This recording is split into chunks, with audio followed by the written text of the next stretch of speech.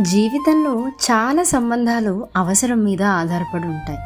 ఎవరు దేనిని ప్రేమించినా తన సుఖం కోసం మాత్రమే ఆ పని చేస్తారు. ప్రేమ అనుకునే చాలా విషయాలు నిజానికి ప్రేమ కాదు.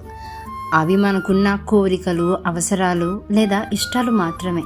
స్నేహాన్ని, కోరికను, అభిమానాన్ని, మోహాన్ని, అవసరాన్ని, కామాన్ని ప్రేమ అనుకుంటారు. నిజానికి వీటన్నిటి వెనుక ఉండేది మాత్రం స్వార్థమే.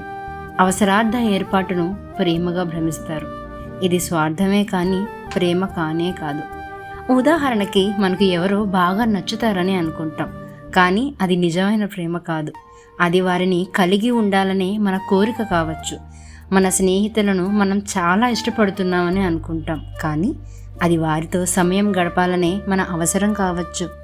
నిజమైన ప్రేమ అంటే మనకంటే మరొకరి సంతోషం ముఖ్యంగా భావించటం, వారి ఆనందం కోసం జీవించటం, తన వారి కోసం, వారి సంతోషం కోసం తనని తాను సంపూర్ణంగా సమర్పించుకోవటం, అర్పించుకోవటం, తన అస్తిత్వాన్ని కోల్పోవటం.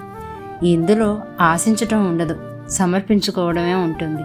ఇది దేహ సంబంధం కాదు. ఇది తల్లి పిల్ల, గురువు శిష్యుడు, భగవంతుడు భక్తుడు, గోపి గోపికలు, మనిషి కుక్క మధ్య కూడా ఏర్పడవచ్చు. నిజమైన ప్రేమ పూర్తిగా ఆత్మసమర్పణ.